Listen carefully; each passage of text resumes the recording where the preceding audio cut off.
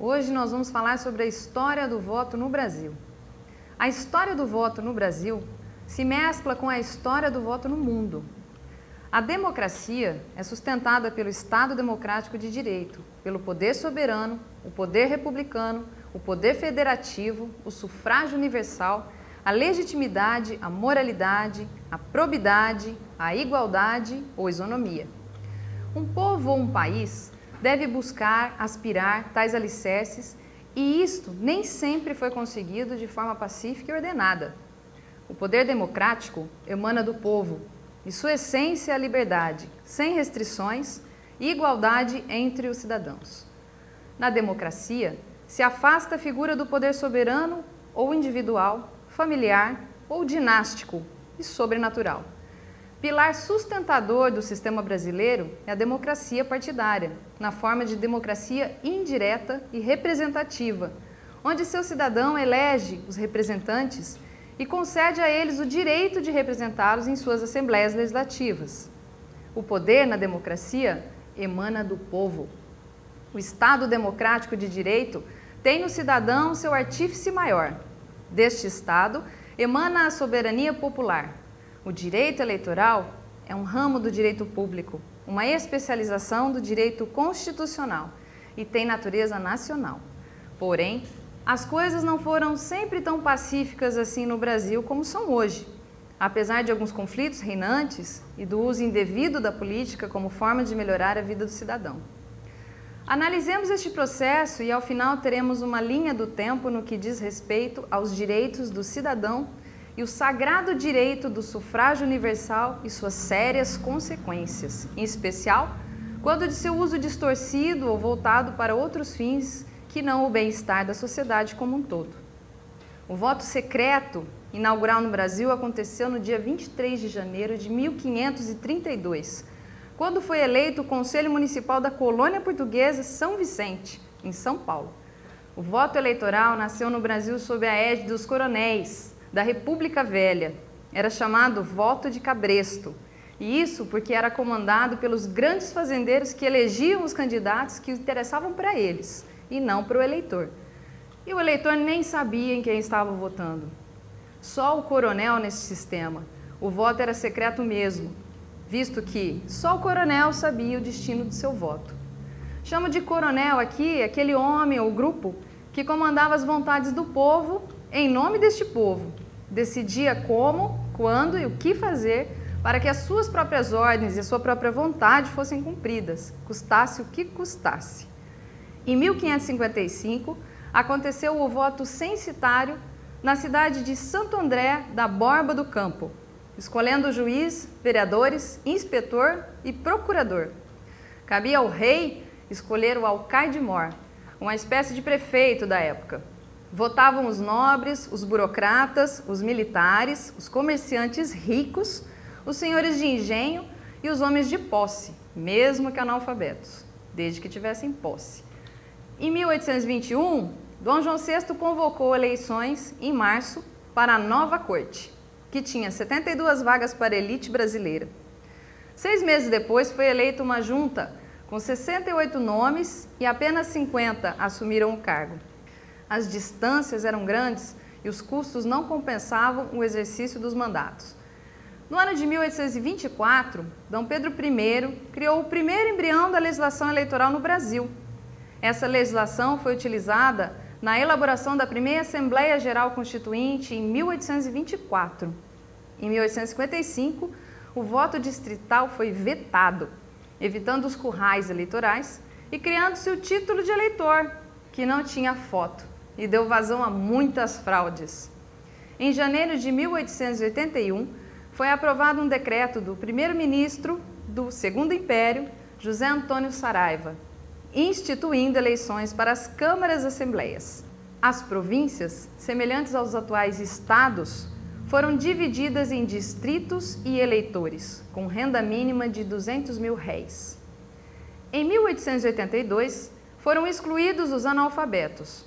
Em 1891, já no sistema republicano presidencialista, era disseminado em todo o país o famoso voto de cabresto.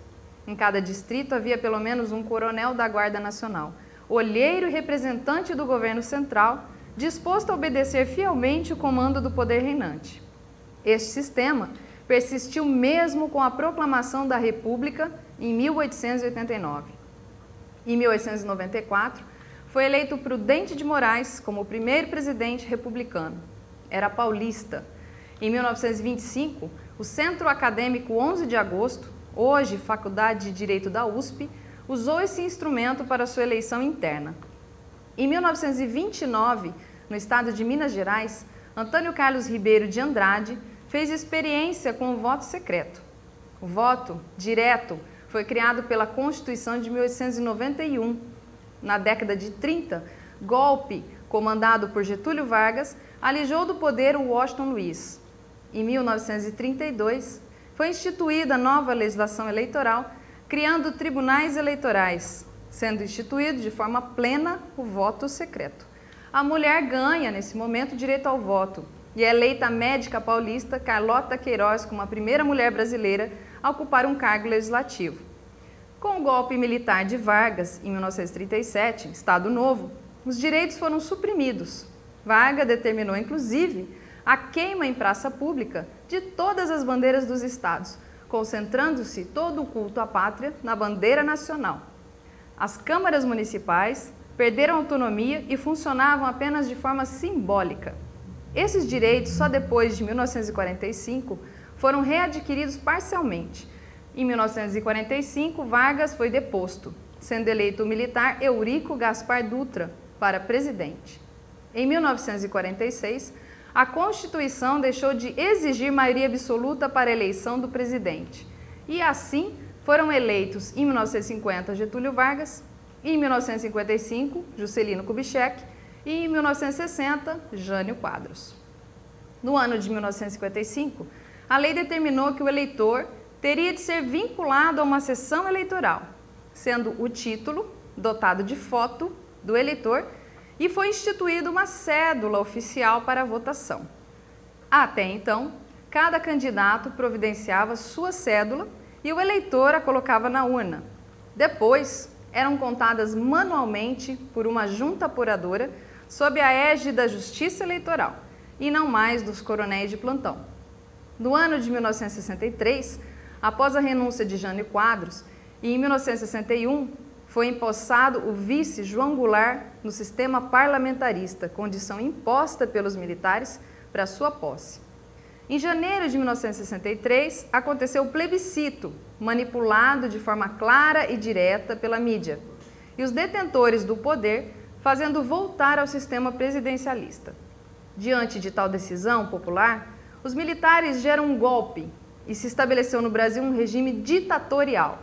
Nova Constituição é outorgada em 1988, a chamada Constituição Cidadã. Ela restabelece todos os direitos civis no Brasil. Em 1989, estabelece um novo sistema de eleições diretas para prefeito e governadores de grandes cidades em 2 turnos, inclusive para presidente. Em 1985, é eleito o primeiro presidente civil após o golpe de 64. As eleições indiretas foram altamente constrangedoras. Em 1995, aconteceu o plebiscito para a escolha da forma e sistema de governo. Em 1996, foi instituída a urna eletrônica e, em 1997, emenda constitucional passou a permitir a reeleição para o Executivo. E, em 1988, foi promulgada a nossa Constituição atual, depois de muitos debates e participação política e popular. Um longo trajeto do voto de cabresto ao voto livre, embora obrigatório.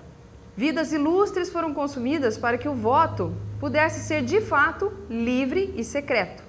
Terá valido a pena tanto esforço? E o que vemos hoje, em 2013? O voto de cabresto acabou mesmo no Brasil? Não há mais votos dirigidos ou obrigatórios comandados por coronéis, com roupagem nova e novos discursos? O que de fato mudou nestes anos? Aconteceu realmente a propalada evolução política? Coisas do tempo, coisas do homem, enquanto ente inteligente e conhecedor de sua história e de sua genealogia. Votar é participar. Estar atento, estar vivo. Quem não vota, não opina, não se manifesta, não contribui com o progresso. Daí que votar não é importante apenas como um direito do ser humano em uma sociedade organizada, mas sim como elemento fundamental do ser que pensa e que, portanto, pode escolher. O voto eleva o ser à condição de co-construtor da sociedade e responsável por sua própria vida, dando a ele o direito e a opção, por conseguinte, atribuindo a ele o peso da consequência de suas escolhas. Uma sociedade que proíbe o voto, primeiramente retira do ser humano a capacidade de contribuir com seu desenvolvimento, tornando-o peça mecânica e manipulável ao prazer dos tiranos. O voto, portanto, faz do homem o condutor de seu próprio destino e o forjador do futuro coletivo. Obrigada.